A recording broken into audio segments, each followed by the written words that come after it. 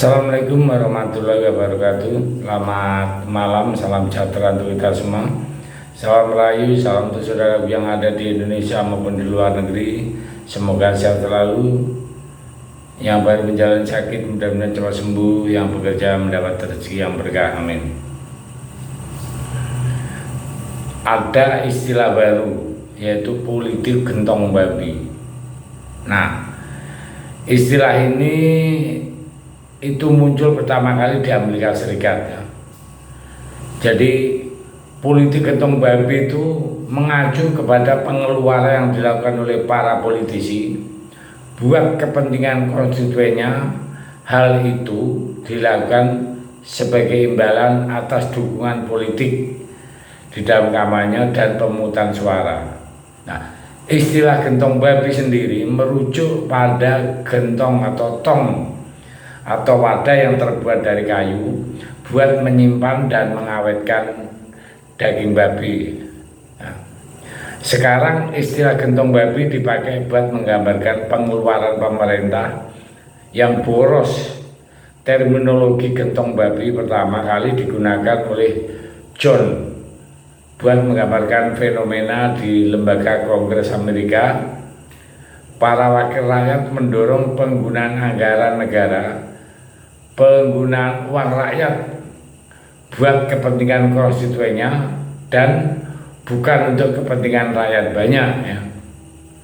Sudah pasti politik gentong babi ini tidak bisa dibenarkan. Ini adalah sebuah perilaku politik yang salah ya. Sebab cara politik ini dipakai buat mencapai keuntungan sepihak, bukan buat kepentingan rakyat banyak. Nah, kita sekarang balik lagi ke Indonesia. Rasa-rasanya sih politik gentong babi ini bukan fenomena ya. Dalam dunia perpolitikan negara kita, rasa-rasanya sih para politisi kita di Senayan, para wakil rakyat sudah sering mendorong penggunaan anggaran ya, sebatas buat kepentingan para pemilihnya. Para konstituennya, mereka di daerah pemilihannya bukan buat kepentingan rakyat yang memang benar-benar membutuhkan. Tapi nah ini yang penting buat kita ya, catat baik-baik lagi ya. Praktek politik gentong babi yang dilakukan oleh Presiden Jokowi ini tindakan politik yang keliru ya. Ini sebelumnya nggak pernah dilakukan secara terstruktur, sistematis dan masif atau TSM. Seperti sekarang ini, seperti yang dilakukan oleh Presiden Jokowi sekarang, ditambah skandal intervensi penguasa ke Mahkamah Konstitusi, jadi ke Mahkamah Keluarga dalam kasus batas usia cawapres. Harus kita akui kalau praktek politik gentong babi ini benar-benar menggambarkan aksi cawe-cawe Jokowi dalam Pilpres tahun 2024 yang boleh dibilang sudah kebablasan, benar-benar sudah kebablasan menggunakan kekuasaan. Pak Jokowi ini bukan semua melakukan intervensi kepada proses pemilihan umum tahun 2024. Nah ini makanya dalam konteks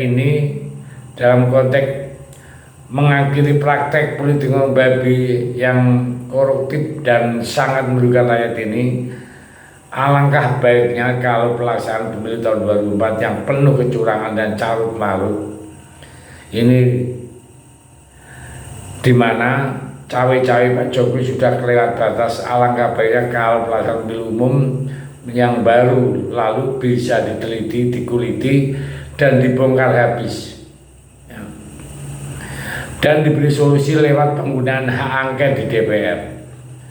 Kelak setelah diteliti, dikuliti dan dibongkar habis oleh DPR ini, yang pasti bakal didukung dan melibatkan para akademisi dari kampus-kampus juga. Kita akan bisa mendapatkan rekomendasi bagaimana sistem politik kita yang buruk ini bisa benar-benar diperbaiki dan reformasi 1999 proses demokratisasi untuk kesejahteraan rakyat bisa maju selangkah, bisa jadi lebih sempurna. Jadi ayo kita dukung penggunaan hak angket di DPR RI, karena itu bukan soal mengubah hasil pemilu, ini sama sekali bukan soal mengubah atau mana yang bisa maju, tapi ini benar-benar buat memperbaiki masa depan Indonesia kita yang tercinta ini. Nah, buat masa depan yang lebih demokratis dan lebih baik untuk anak cucu kita. Kami sebagai satu kesatuan yang utuh, 3 partai yang solid, berkoalisi, ya, harus semangat ya, dari 01 03 bagaimana cara ya, untuk bisa mengabulkan hak angket itu ya. Dan hal ini juga disampaikan sudah Pak Anies ya, dia mendorong juga yang diinisiatori oleh PDI untuk menggulirkan hak angket. Jadi posisinya siap ya, dari tim 01 juga siap mendukung, dan kalau kubu 03 juga siap. Total di DPR adalah 50% plus, sehingga kalau tidak ada aral melintang atau yang dapat dibilang membelot ya, ya ini kan akan bubar seperti ini. Karena kemarin sudah ada cawe-cawe lagi bahwa Pak Surya Paloh mau ketemu, sudah ketemu dengan Pak Jokowi. Ini kan mengkhawatirkan sekali. Tapi dari pernyataan Pak Surya Paloh, dia juga mendorong bahwa hak angket harus jalan. Nah, jadi kita semua berharap DPR majulah, maju terus. Kita bukan berbicara merubah kemenangan atau enggak, tapi kita kepingin berbicara, kepingin tahu hasil dari pemilu yang carut-marut itu kayak apa. Kalau ada kecurangan harus dibongkar ke publik agar supaya masyarakat bisa dicerdaskan dengan pendidikan politik ini. Terima kasih, Merdeka.